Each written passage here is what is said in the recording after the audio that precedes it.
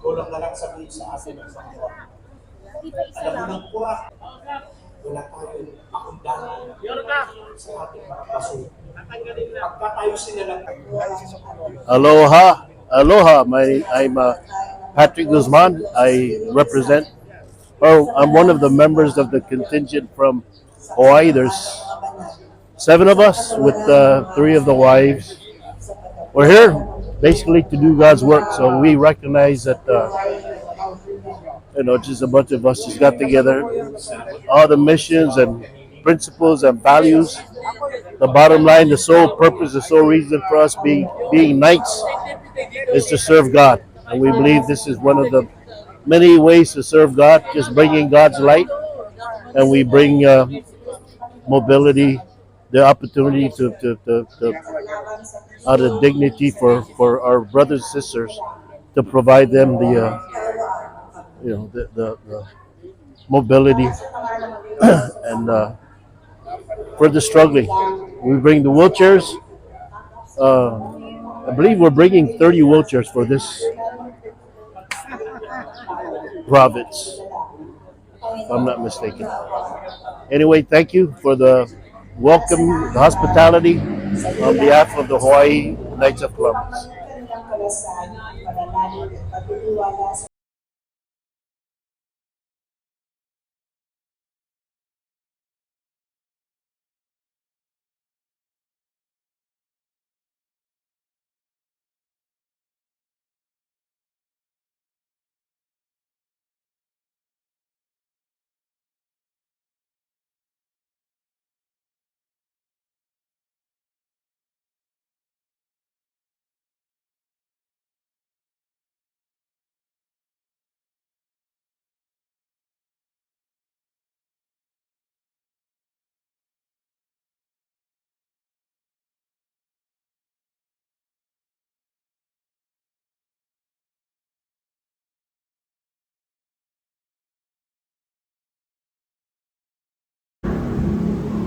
asking Lord Dusodor State Deputy, Brother Owen D.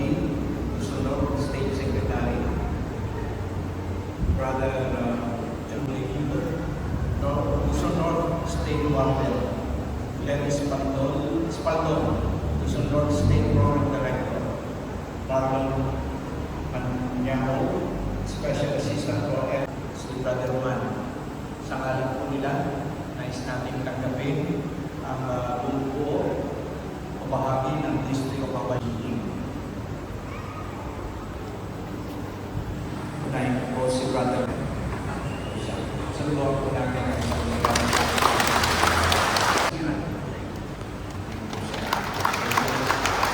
Brother Melvin Cervantes, Brother Ray Tagonda, Brother Roger Costa, Person, Global Christian Mission State of Hawaii Council. Maraming po salamat sa inyo. Eh mamaya po ay kanilang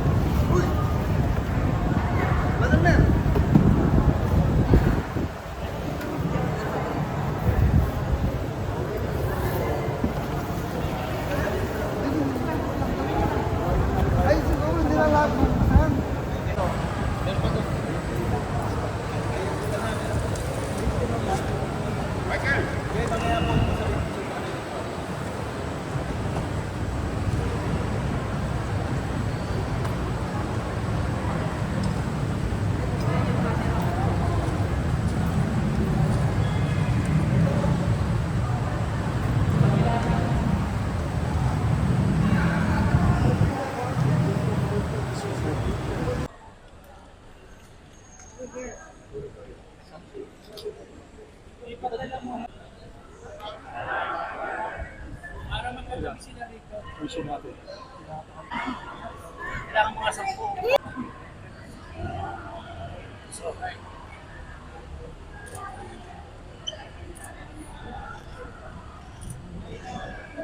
Tay, ngitiin naman, Tay.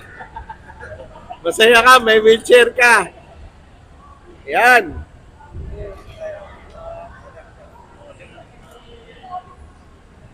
Smile lang, smile. May wheelchair kayong bago.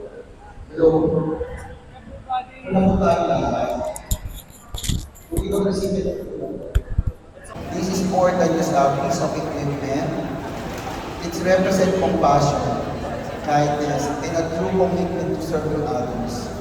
Because of this donation, someone in our community will experience greater mobility, independence, and dignity. That is the powerful impact. Our mission as Knights is rooted in charity, unity, and fraternity. Your generosity reflects those same values and strengthens the work we strive to do every day. It reminds us that when we come together in service, we can truly make a difference in people's lives. To our generous donors, Brother Rob State of Hawaii, Chairman Global Wheelchair Mission, State of Hawaii Council, we want to thank you for helping us continue our mission and for being a blessing to those in need. May God bless your kindness and generosity. Viva Jesus Ave Maria. And that I would like to call Brother Rolando R.J. Watilo, Coordinator of Global Wheelchair Mission, State of Hawaii, to introduce our guest of honor.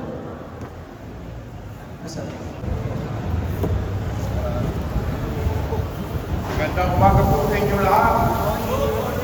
Ako po si Brother RJ, Team Hawaii ng Global Wheelchair Mission.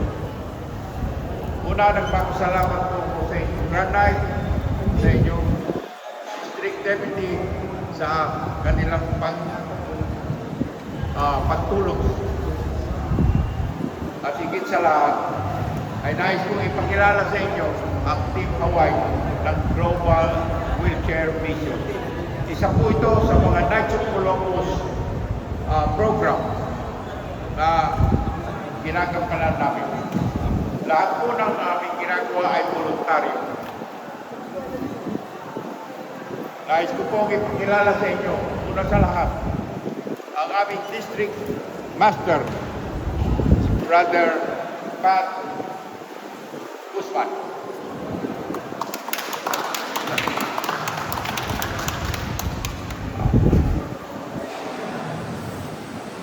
Brother Alan Isquera.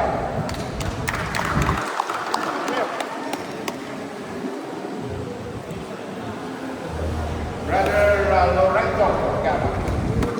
Brother Carlos Pula. Brother Pat Gonzalez. And Brother Jesse Tala.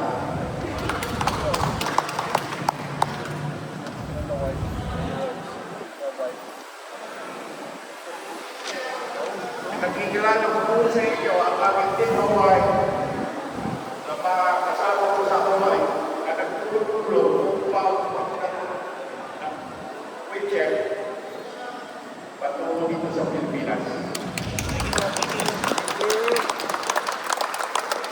Ito po ay ikatlong taon na namin ginagawa at patuloy namin magagawa ito sa aming makakaya. Nakausap ko po ang inyong district deputy at sabi ko po sa kanya, ang programa ito magkakataon mo maging staff district. Ganon din po sa Grand Knight. Nasa sa inyo na yan, gagawin ninyo. At ngayon, nakikilala ko sa inyo ang aming district master sa kanyang address.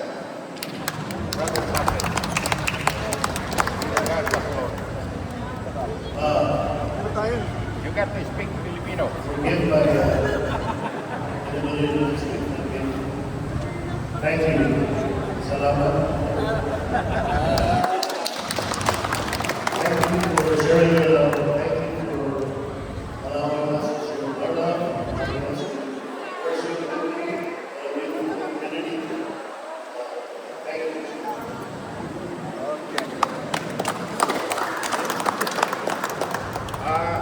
Naligulang ko po ipakilala yung aming mga mahal sa buhay. Unang-una po nakikilala ko sa inyo ang ating napakagandang asawa, si Sister Ella. Ang may wife ko si Brother Lorenzo, si Emmy. Si Sister Linda.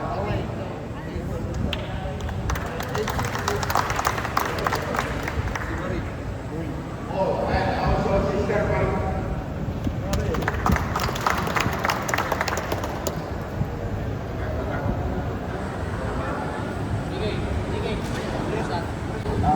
We have our council 2065. We want to express our gratitude. Thank you for all the support for our council. May God bless you all. May God bless you all.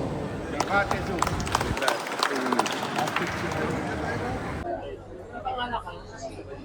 Okay, magandang umaga po. Ako po ang iyong District Deputy ng District M31. Kasalukuyang hawak ang apat na konseho na kung saan ang Council 6185, Council 9491, Council 10550, Council 10695 na kung saan dito dinadaos ngayon ang ultrasound para sa mga buntis.